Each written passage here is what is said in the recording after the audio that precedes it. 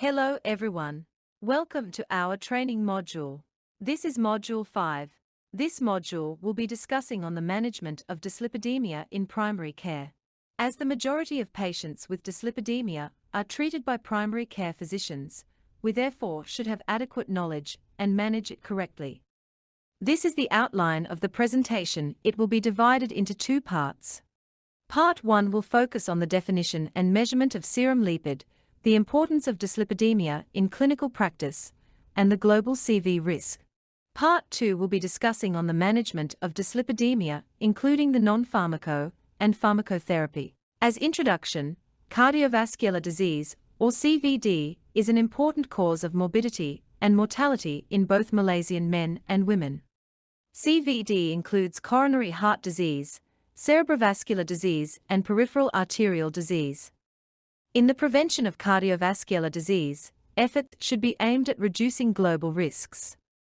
The cardiovascular risk factors among adults aged more than 18 years old would include hypercholesterolemia, hypertension, diabetes, smoking, being overweight or obese, family history of heart disease, and age. Now we look into the definition. What do we mean by dyslipidemia?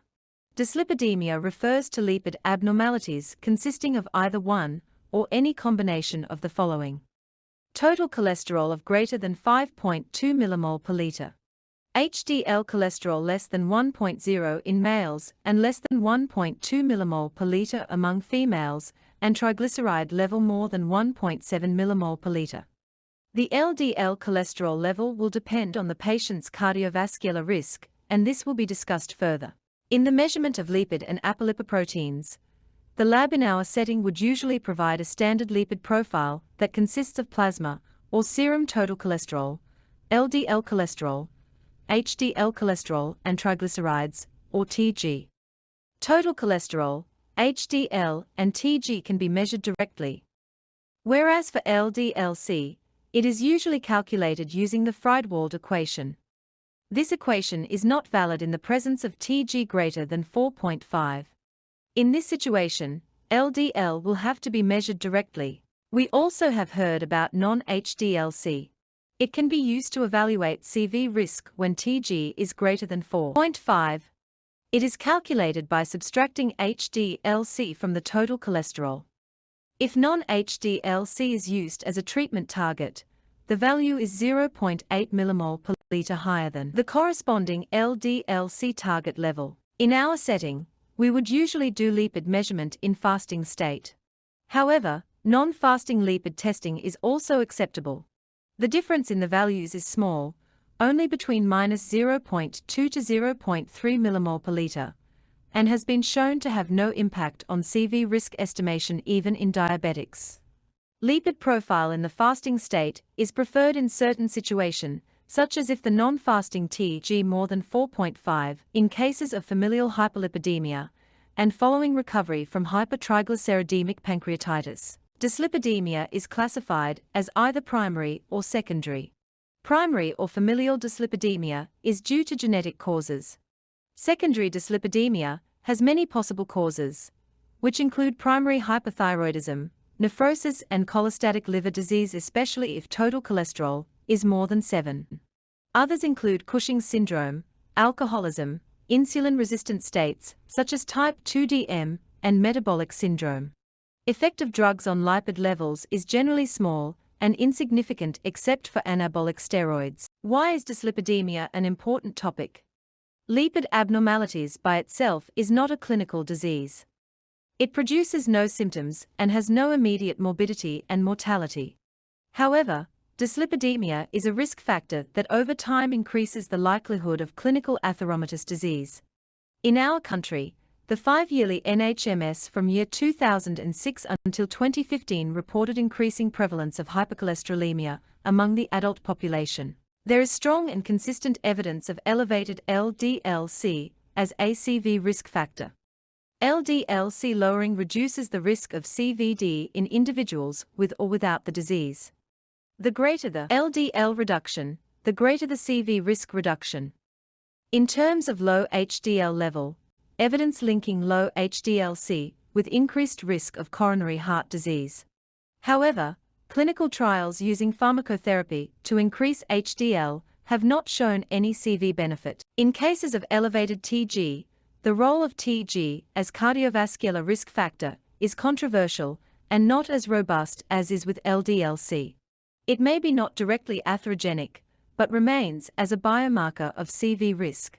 Recent clinical trials with pharmacotherapy that were specifically directed at reducing TG have not shown any benefit in reducing CV events. For elevated non-HDL cholesterol, non-HDL is a better predictor of CV risk than is LDL and may be especially true in statin-treated patients. However, it has not been used as a target of therapy in either primary or secondary prevention clinical trials. In the management of dyslipidemia, the global CV risk should first be assessed. CV risk refers to the likelihood of an individual developing a CV event, fatal or non-fatal over a defined time period. In considering whether to pharmacologically treat patient with dyslipidemia, the actual likelihood of CVD development must be quantified. Objective of treatment should not be to improve lipid profile per se, but to reduce incidence of overall morbidity and mortality. Screening for adults aged more than 30 should include lipid profile. Other CV risk factors including BP, weight, smoking status, blood sugar, and physical inactivity should be determined. Individuals who are at high risk of developing cardiovascular disease can have the lipid profile earlier, after age 18 years old. This includes those with family history of premature CVD, genetic dyslipidemia, and those who have diabetes. The risk score that is widely used in Malaysia to estimate CV risk is the Framingham General CVD Risk Score tool for primary care that assesses the 10-year risk of developing cardiovascular disease. The Framingham Risk Score was first developed based on data obtained from the Framingham Heart Study. The current version was published in 2008. The risk factors included for scoring are age, sex, total cholesterol, HDL cholesterol, smoking, systolic BP, hypertensive medications, diabetes, and known vascular disease. For disease outcomes, CVA, peripheral arterial disease and heart failure were subsequently added for the 2008 Framingham score, on top of coronary heart disease. This table is showing the Framingham points score for men together with the 10-year CVD risk.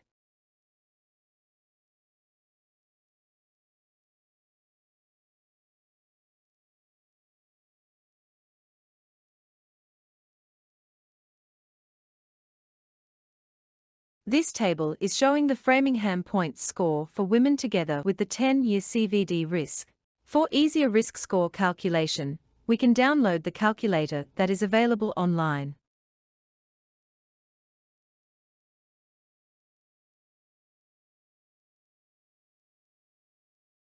Individuals who belong to the very high risk and high risk categories do not need to be risk stratified.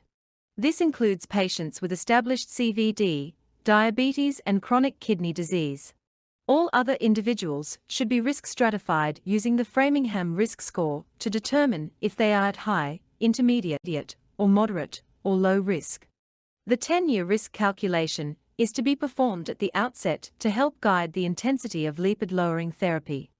It cannot be used to track changes in risk over time, as risk factors are modified. In calculating the risk scores, the total cholesterol and HDL should be the average of at least two measurements. The average baseline BP should be obtained from an average of several readings. A smoker means any cigarette smoking in the past month. This chart explains the risk stratification according to very high, intermediate, and low risk groups.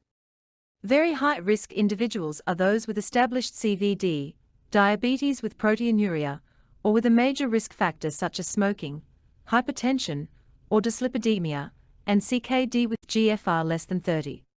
High-risk individuals include diabetes without target organ damage, CKD with GFR 30 to less than 60, very high levels of individual risk factors, such as LDL more than 4.9, or BP more than 180/110, and multiple risk factors that confer a 10-year CVD risk of more than 20% based on Framingham risk score. Intermediate or moderate risk individuals are those with Framingham risk score of between 10 to 20%. Low risk individuals are those Framingham risk score that confer a 10-year risk of less than 10%. This is the end of part 1. Please proceed to part 2 for the management. Thank you.